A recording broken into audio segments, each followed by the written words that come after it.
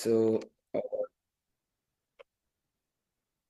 welcome back to our final segment for the day. Please turn your camera on for those whose camera are able to turn on.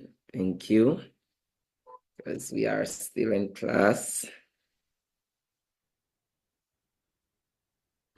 All right, and as best as possible, let us ask the parent to keep the cameras on so no one hide their face. We are in class. When you're in a class, you can't hide your face if you were in a physical class. So I want it to be that way as best as possible. All right. Thank you very much. All right. So we were on excretion before your break. We were on excretion. And we said that excretion is the removal of metabolic waste. Not any waste, because your fecal matter, which is your feces, those are waste, but they are not metabolic waste. They are undigested matter. So metabolic waste are basically the waste products that are formed during the chemical reaction that goes on within the body. So that is pretty much what metabolic waste is. And we gave some examples of metabolic waste. We look at urea, we look at uric acid, we look at purine acid, we look at the creatinine, we look at the carbon dioxide. These are all metabolic waste. That is what it is. All right. So the next characteristic we are going to look at for the next couple of minutes that we have is reproduction.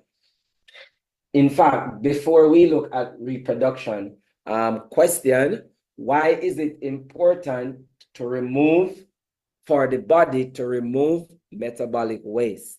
Why is it important? Raise your hand. I will acknowledge you. Go ahead, Nathan. Because the bad bacteria live in there, and it will cause disease, and it will shut down the bladder. Okay. All right. Thank you, Nathan. Anyone else? Why is it important for us to remove metabolic waste? Hadassah, go ahead. Also, it will go back up inside of the lungs. Repeat that for me again, Hadassah. Go again. It will go back up in the lungs. All right. It can affect your lungs, yes, and any other organ of the body as well. Thank you. Anybody else? All right.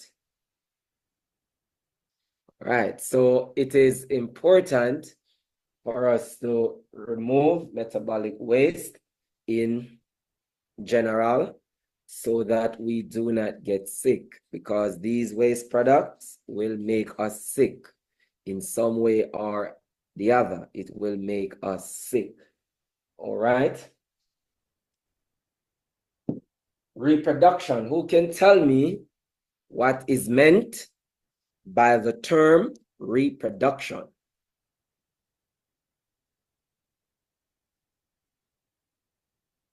Anyone would like to try?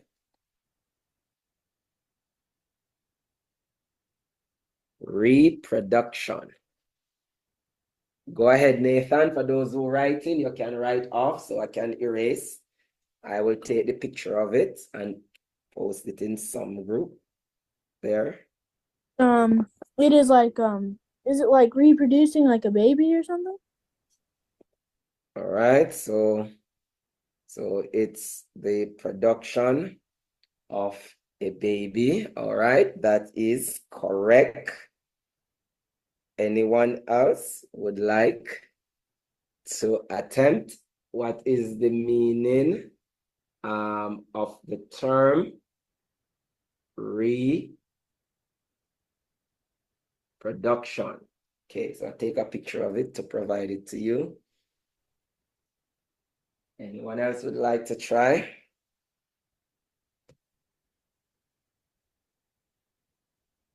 All right. So when we talk about reproduction, we say that reproduction is to produce a new offspring. So is the creation of a new offspring. Right? So when we talk about reproduction, we can say that reproduction is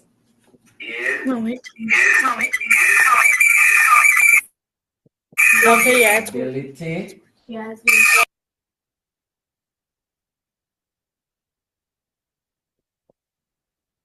to produce a new offspring. So the ability to produce a new offspring. So humans reproduce, animals reproduce, plants reproduce. They all have the ability to produce or to make one of its kind. Right? So I want you to chronicle that one. That reproduction is the ability to produce a new offspring. That's the ability to produce a new offspring. All right. So whether it be animals, whether it be humans, whether it be bacteria, and that is why bacteria can multiply and make more of themselves. Now, earlier on, I mentioned about viruses. Now, as it relates to a virus is not a living organism. A virus is just a particle. So it can be present on air molecules or particles. It can be present on a surface. So whether chairs or desk or walls or any little surface that you see, these viral particles can be present on it. Now, the virus present on a surface is just there, and it can stay there as long as possible, and it will never have that ability by itself to make any copy of itself or to reproduce. A virus cannot replicate of its own. Now, a virus, out of all these characteristics that you are looking at here, a virus only can reproduce or replicate only when they get inside of a living organism. That's the only time they have the ability to replicate or to reproduce or to make copies of themselves only when they enter into a living body, which we call a host, H-O-S-T, when they enter a host. So the host can be humans, it can be animals. Once they enter a host, they replicate, and they replicate very, very fast. And that is why viruses like the flu virus, like the influenza virus, which is the flu virus, the rabies virus, and other viruses, corona virus, as you would have seen a few years ago, coronavirus. These viruses, that's how they operate. They can be present on a surface, and that is why you are told that when you touch any surface, before you go and wipe your face or eat anything, proper hygiene is to wash your hands, because viruses could be present and you touch your face, and when you touch your face, you inhale it, it enter your nostril, and from your nostrils, it enter your body and you get sick. Yes, Nathan, go ahead. And then Hadassah after Nathan. So, how do viruses even be created if they're not created unless they're in a living thing? Okay, good. And thank you for that point, Nathan, because I was about to bring that out, that most of these viruses that you are seeing coming up today are viruses that are being made. They are manufactured in the lab. They are able to do it, and yes, they are doing it. Go ahead, Hadassah. Just wanted to say, when you say when you touch objects, wash your hand. So like when I'm at my granny and I touch certain objects, like touch the ground or touch the counter or those stuff, she said go, because the first thing I want to do is put my hand in my mouth. He said go wash your hand or hand sanitize my hand, and wash your hand sanitize my hand. I still can't put my hand in my mouth because I don't like a hand sanitizer taste. All right. Go ahead. Oh, I'm done. Okay. All right. Thank you very much for sharing that, because it is natural without you thinking to touch your face, whether it be your eye, and if certain virus get into your eye and get into this part of the eye called the conjunctiva sac, it can replicate in there and cause your eyes to pain you and get very red like blood, and they call it pink eye, but that's what we call conjunctivitis. You will learn more about it. So I'm just showing you, touching your eye, virus get into your eye, it can cause that. You touch your nose, because your nose, it has it has holes in it, so it is an entry point where virus can get in, because it is on dust particles or it is on air molecules. So when you inhale, it can get in through your nostrils and get into your body and make you sick, because once it gets into your body, it is going to start to replicate and make you sick. So that is why it is important to practice hand washing whenever you touch surfaces before you go back and touch your face. But it is natural that you may end up touching your face, not realizing that, oops, I did not wash my hands, because it is a natural practice of us. So it happens without you thinking about it. But as best as possible, you try to do that. All right, to try to remind yourself. All right, so basically, question: why is it important then for an organism to reproduce? Why is reproduction important? Offspring. Go again. Get an offspring. All right, to produce or to get an offspring. All right, anybody else? Go ahead, Niraya. To repopulate the earth. Okay, I like that one, Niraya, to populate the earth. Nathan, go ahead. For like if you were a king or something, so your family could keep that crown, and you like enemies of your family will not get in to your.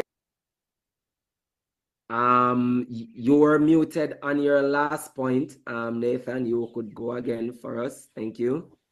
Like if you were a king, it would be important to have an offspring, so you can your family, it will be in the family, and you will have your kingdom will not fall or something. Or if it was just a regular family, that you can keep things in the family.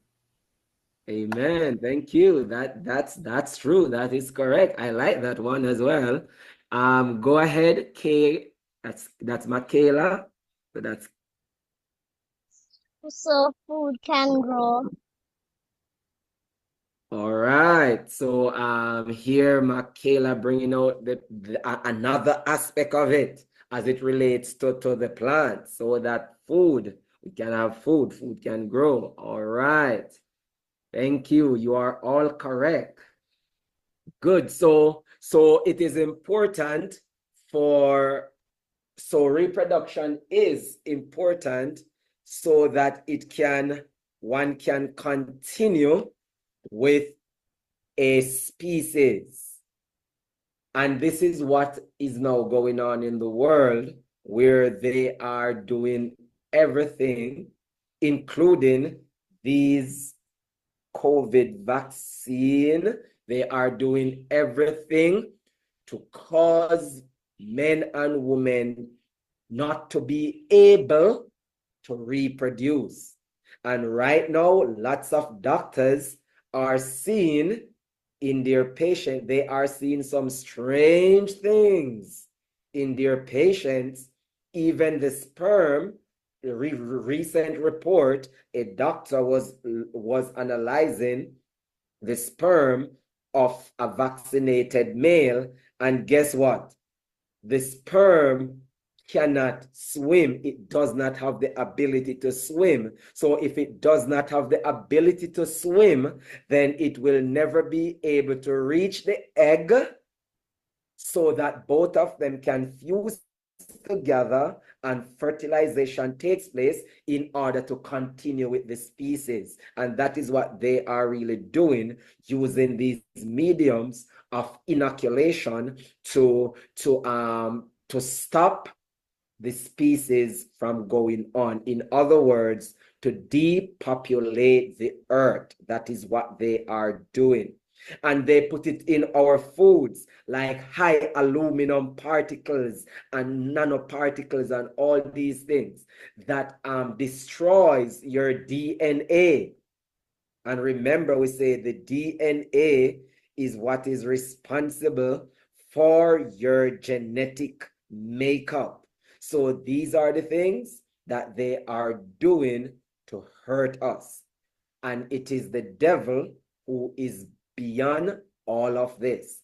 So you now have to become educated on these things, knowing that when they come up with another vaccine campaign, which they are going to, you know that you have a responsibility for yourself to say, oh, I do not want this thing because this thing is not good for me.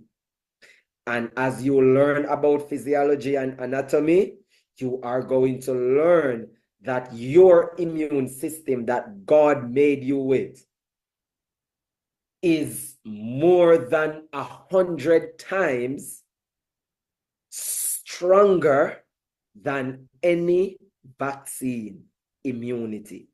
So you do not need a vaccine to protect you. God already gave us a natural defense that can combat any disease out there. That's the God we serve. You remember when we just started? We read from Psalms 139, verse 40. For I am fearfully and wonderfully made. God is the one who has designed us. Yes, Nathan, go ahead. If everybody did the 8 laws of health and ate the good nutrition, there wouldn't even be sickness. Amen. Thank you for that one, Nathan. Had we practicing the 8 laws of health, which you will learn about as you being a part of this school, we will never get sick. Why? Because sickness is as a result of one of the laws of health being broken. So if we keep all 8, then guess what? We won't get sick. And God promised us that if we do what he says, that's Exodus chapter 15, verse 26, he will allow none of the diseases to come upon you that he has placed upon the Egyptians. And God cannot lie. He is so loving. He is a man to his word. He never go back on his words.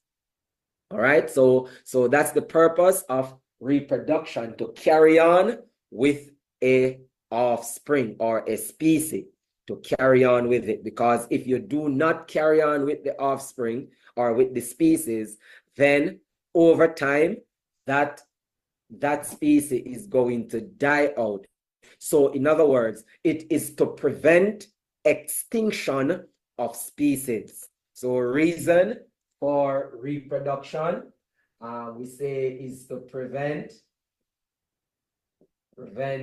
extinction